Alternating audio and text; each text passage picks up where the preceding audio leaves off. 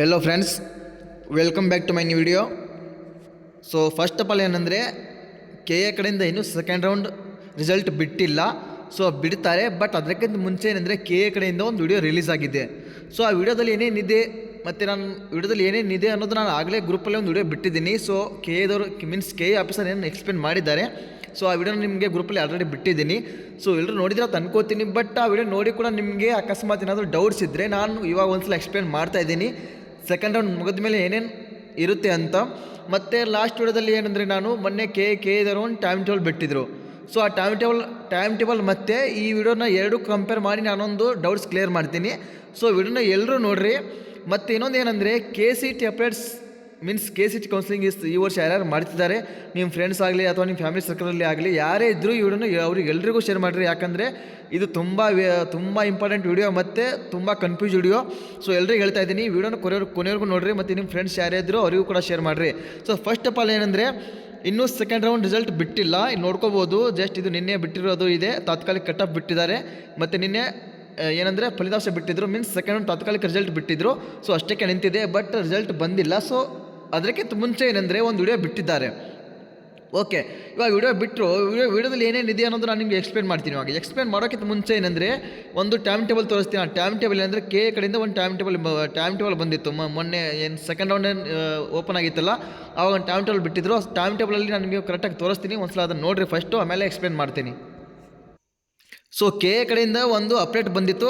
ಆ ಅಪ್ಡೇಟ್ ಏನಂತ ನೋಡಿರಿ, ಮೊನ್ನೆ ನಾನು ಇದು ಇವಾಗಿಂದಿಲ್ಲ, ಜಸ್ಟ್ ನಾನು ಮೊನ್ನೆ ಒಂದು ಅಪ್ಡೇಟ್ ಬಿಟ್ಟಿದ್ರು. ಈ ಅಪ್ಡೇಟ್ನ ಮುಂಚೆ ಕೂಡ ಕೊಟ್ಟಿದ್ದೀನಿ.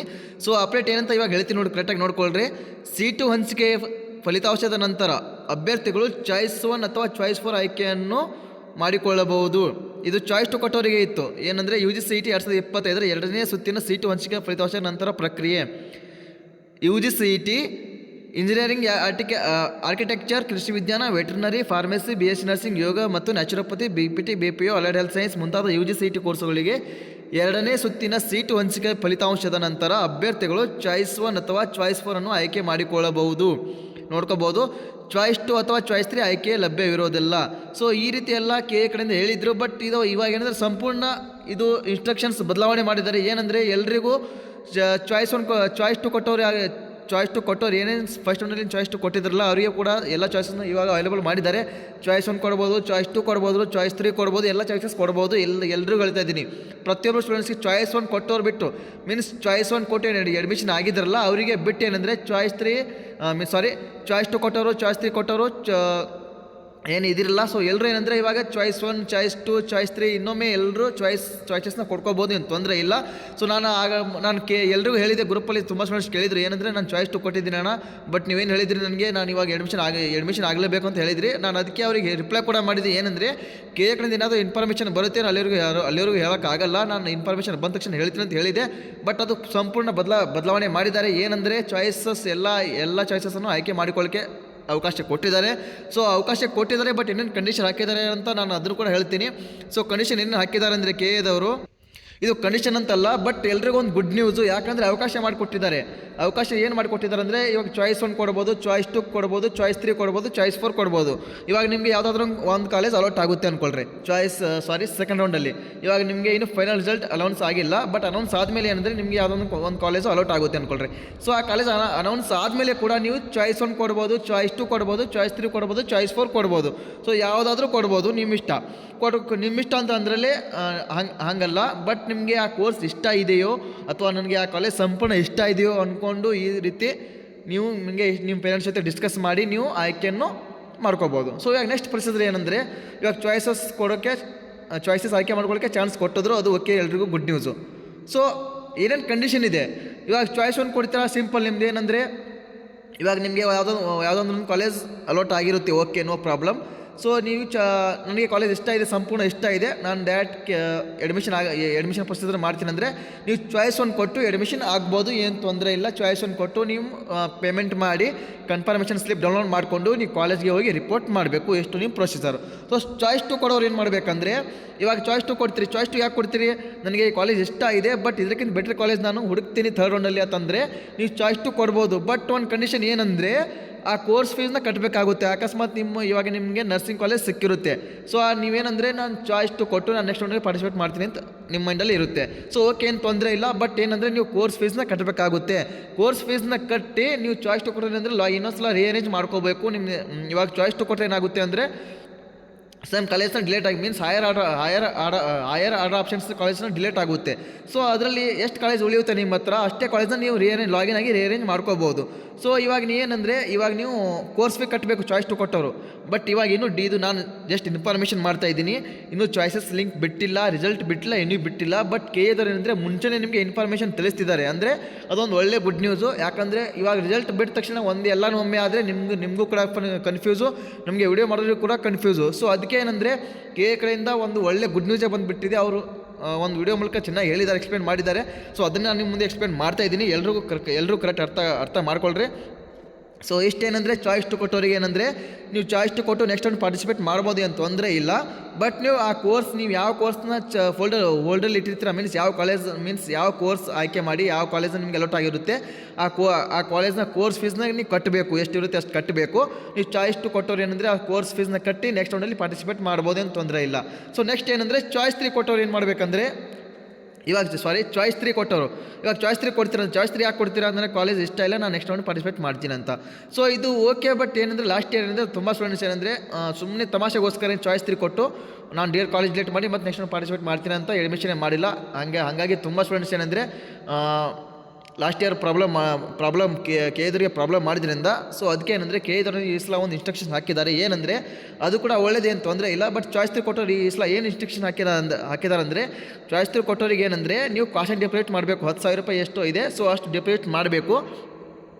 ಸೊ ಕಾಶನ್ ಡೆಪಾಸಿಟ್ ಮಾಡಿ ನೀವು ಚಾಯ್ಸ್ 3 ಕೊಡ್ತೀರಾ. ಸೊ ನೆಕ್ಸ್ಟ್ ನಿಮಗೆ ಏನಂದರೆ ನೆಕ್ಸ್ಟ್ ರೌಂಡಲ್ಲಿ ಒಂದು ಕಾಲೇಜ್ ಯಾವುದಾದ್ರು ಒಂದು ಕಾಲೇಜ್ ಅಲೋಟ್ ಆಗುತ್ತೆ ಮತ್ತು ಕಾಲೇಜ್ ಆಪ್ಷನ್ ಯಾಡ್ ಮಾಡೋಕ್ಕೆ ಚಾನ್ಸಸ್ ಇದ್ದರೆ ನೀವೇನಂದರೆ ಆಪ್ಷನ್ಟ್ರಿ ಮೀನ್ಸ್ ಇವಾಗ ಥರ್ಡ್ ರೌಂಡಲ್ಲಿ ಆಪ್ಷನ್ಟ್ರಿ ಲಿಂಕ್ ಬಿಡ್ತಾರೆ. ಸೊ ಏನಂದರೆ ನೀವು ಲಾಗಿನ್ ಮಾಡ್ಕೋಬೇಕು. ಲಾಗಿನ್ ಮಾಡಿ ನೀವು ಎಷ್ಟು ಕಾಲೇಜ್ ಇರುತ್ತೆ ನಿಮ್ಮ ಹತ್ರ ಇವಾಗ ನಿಮಗೆ ಚಾಯ್ಸ್ 3 ಕೊಟ್ಟರೆ ಏನಾಗುತ್ತೆ, ನಿಮಗೆ ಸಿಕ್ಕಿರೋ ಕಾಲೇಜ್ ಆಟೋಮೆಟಿಕ್ ಡಿಲೇಟ್ ಆಗಿಬಿಡುತ್ತೆ. ಸೊ ನೆಕ್ಸ್ಟ್ ನಿಮಗೆ ರಿಮೈನಿಂಗ್ ಕಾಲೇಜ್ ನಿಮ್ಮ ಹತ್ರ ಎಷ್ಟು ಇರುತ್ತೆ ಅಷ್ಟೇ ಏನು ಮಾಡಬೇಕಂದ್ರೆ ನೀವು ರಿಅರೇಂಜ್ ಮಾಡ್ಕೋಬೋದು, ಅಥವಾ ನಿಮಗೆ ಬೇಡ ಅಂದರೆ ಆ ಕಾಲೇಜ್ನ ತೆಗೆದು ಹಾಕ್ಬೋದು. ಸೊ ಇಷ್ಟು ಮಾಡಿ ಮತ್ತೇನೆಂದರೆ ಒಂದು ನಿಮ್ಮ ಮೈಂಡಲ್ಲಿ ಒಂದು ಇರಬೇಕು, ನನಗೆ ಇಷ್ಟೇ ಕಾಲೇಜ್ ಬೇಕು, ನಾನು ಇಷ್ಟು ಕಾಲೇಜಲ್ಲಿ ಒಂದು ಸಿಕ್ಕರೆ ನನಗೆ ಪಕ್ಕ ಅಡ್ಮಿಷನ್ ಆಗ್ತೀನಿ ಅಂತ ನಿಮ್ಮ ಮೈಂಡಲ್ಲಿ ಇರಬೇಕು. ಅಕಸ್ಮಾತ್ ಇವಾಗ ನೀವು ಚಾಯ್ಸ್ 3 ಕೊಟ್ಟು ಕಾಶನ್ ಡೆಪಾಸಿಟ್ ಮಾಡ್ತೀರಾ, okay, no problem. But choice 3 ಕೊಟ್ಟವ್ರು ಏನಂದರೆ ಕಂಪಲ್ಸರಿ ಥರ್ಡ್ ರೌಂಡಲ್ಲಿ ಅಡ್ಮಿಷನ್ ಆಗಲೇಬೇಕು. ಯಾಕಂದರೆ ಕಾಶನ್ ಡೆಪಾಸಿಟ್ ಮಾಡಿರ್ತೀರ ಸೊ ಏನಂದರೆ ಚಾಯ್ಸಸ್ ಕೊಡೋಕ್ಕೆ ಅಷ್ಟು ಸುಲಭ ಅಲ್ಲ. ಕರೆಕ್ಟಾಗಿ ನೀವು ಮನೆಯವ್ರ ಜೊತೆ ಡಿಸ್ಕಸ್ ಮಾಡಿ ಎಲ್ಲರೂ ಕರೆಕ್ಟಾಗಿ ಥಿಂಕ್ ಮಾಡಿ ಕಾಲೇಜ್ನ ಕರೆಕ್ಟಾಗಿ ರಿಅರೇಂಜ್ ಮಾಡಿಕೊಂಡು ಎಲ್ಲ ಮೊದಲು ಕಾಲೇಜ್ ಸಿಕ್ಕಿರೋ ಕಾಲೇಜ್ ಇಷ್ಟ ಇದೆಯೋ ಇಲ್ಲ ಅಂತ ಕರೆಕ್ಟಾಗಿ ಡಿಸ್ಕಷನ್ ಮಾಡಿ ಎಲ್ಲರೂ ಚಾಯ್ಸಸ್ನ ಕರೆಕ್ಟಾಗಿ ಮಾಡ್ಕೋರಿ. ಸೊ ನೆಕ್ಸ್ಟು ಇನ್ನೊಂದು ಏನಂದರೆ ಇವಾಗ ಚಾಯ್ಸ್ 3 ಹೇಳಿದೆ, ಚಾಯ್ಸ್ 3 ಕೊಟ್ಟರೆ ಸಿಂಪಲ್ ಏನಂದರೆ ಕಾಶನ್ ಡೆಪಾಸಿಟ್ ಮಾಡಿ ನೆಕ್ಸ್ಟ್ ರೌಂಡ್ ಪಾರ್ಟಿಸಿಪೇಟ್ ಮಾಡ್ಬೋದು ಅಂತ ತೊಂದರೆ ಇಲ್ಲ. ಸೊ ನೆಕ್ಸ್ಟ್ ಏನಂದರೆ ಚಾಯ್ಸ್ 4. ಸೊ ಚಾಯ್ಸ್ 4 ಕೊಟ್ಟರೆ ಏನಾಗುತ್ತೆ, ಆಟೋಮೆಟಿಕ್ಲಿ ನೀವು KA ಕೌನ್ಸಿಲಿಂಗಿಂದ KCT ಕೌನ್ಸಿಲಿಂಗಿಂದ ಎಕ್ಸಿಸ್ಟ್ ಆಗಿಬಿಡ್ತಾರೆ. ನಿಮಗೆ ಯಾವುದೇ ರೌಂಡಲ್ಲಿ ಪಾರ್ಟಿಸಿಪೇಟ್ ಮಾಡೋಕ್ಕೆ ಚಾನ್ಸಸ್ ಇರಲ್ಲ. ಸೊ ಇನ್ನೊಂದು ಏನಂದರೆ ಚಾಯ್ಸ್ 1 ಕೊಟ್ಟವರು ಇವಾಗ ಚಾಯ್ಸ್ 1 ಕೊಡ್ತೀರಾ, ಅಡ್ಮಿಷನ್ ಆಗಿಬಿಡ್ತೀರಾ. ಚಾಯ್ಸ್ 1 ಕೊಡ್ತೀರಾ, ಬಟ್ ನೀವೇನಂದರೆ ಪೇಮೆಂಟ್ ಮಾಡಲ್ಲ. ಪೇಮೆಂಟ್ ಮಾಡಿ ಕನ್ಫರ್ಮೇಷನ್ ಸ್ಲಿಪ್ ಡೌನ್ಲೋಡ್ ಮಾಡ್ಕೋತೀರಾ, ಬಟ್ ಕಾಲೇಜ್ಗೆ ಹೋಗಿ ಅಡ್ಮಿಷನ್ ಆಗಲ್ಲ.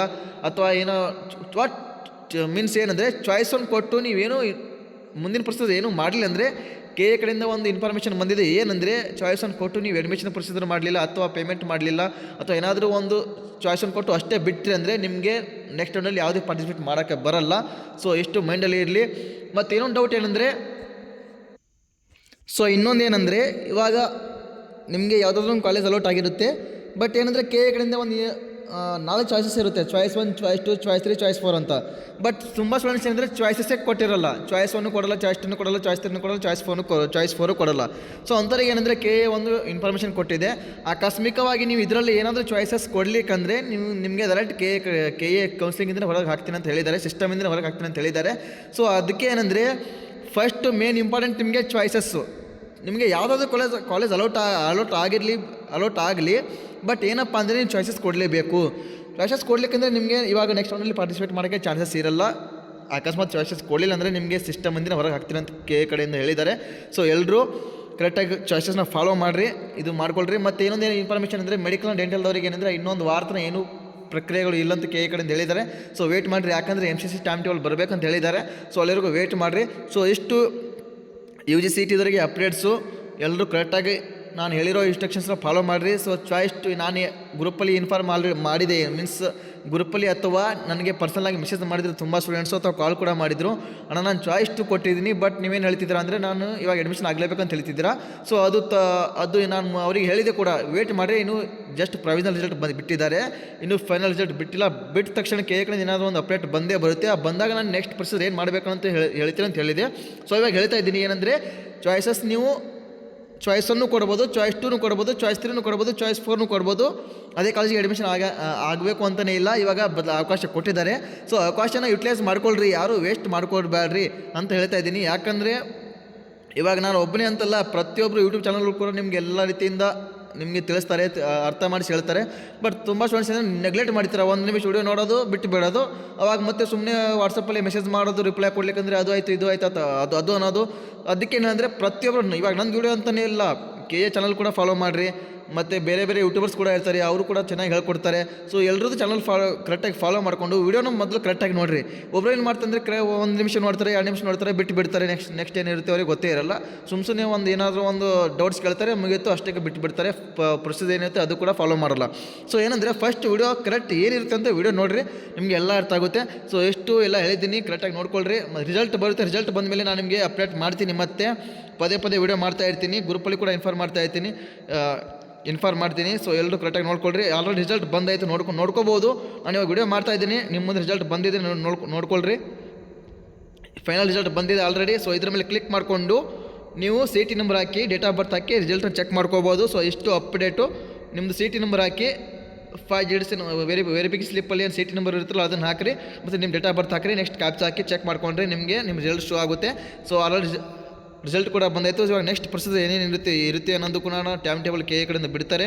ಸೊ ಈ ಸಲ ಅಂದರೆ ಚಾಯ್ಸಸ್ನ ಮತ್ತೆ ಪೇಮೆಂಟ್ ಮಾಡೋಕ್ಕೆ ಸ್ವಲ್ಪ ಸಮಯ ಕಡಿಮೆ ಇದೆ ಅಂತ ಕೆ ಕಡೆಯಿಂದ ಹೇಳಿದ್ದಾರೆ. ಸೊ ಎಷ್ಟು ಟೈಮ್ ಇದೆ ಅಷ್ಟರಲ್ಲಿ ಬೇಗ ಮಾಡಬೇಕು ಅಂತ ಹೇಳಿದ್ದಾರೆ. ಸೊ ಈ ಟೈಮ್ ಇನ್ನೂ ಬಿಟ್ಟಿಲ್ಲ. ಚಾಯ್ಸಸ್ಗೆ ಸ್ವಲ್ಪ ದಿನ ಟೈಮ್ ಕೊಡ್ತಾರೆ, ಮತ್ತು ಪೇಮೆಂಟ್ಗೆ ಅವೆಲ್ಲ ಟೈಮ್ ಕೊಡ್ತಾರೆ. ಸೊ ಅದೆಲ್ಲ ಇನ್ಫಾರ್ಮೇಷನ್ ಕೊಡ್ತೀನಿ, ಏನು ವರಿ ಬೇಡ. ಈ ವಿಡಿಯೋ ಎಲ್ರಿಗೂ ಶೇರ್ ಮಾಡಿರಿ, ಎಲ್ರಿಗೂ ಹೆಲ್ಪ್ ಆಗಲಿ. ಸೊ ಇಷ್ಟು ಅಪ್ಡೇಟು ರಿಸಲ್ಟ್ ಕೂಡ ಬಿಟ್ಟಿದ್ದಾರೆ, ಎಲ್ಲರೂ ಚೆಕ್ ಮಾಡ್ಕೊಳ್ರಿ. So thank you.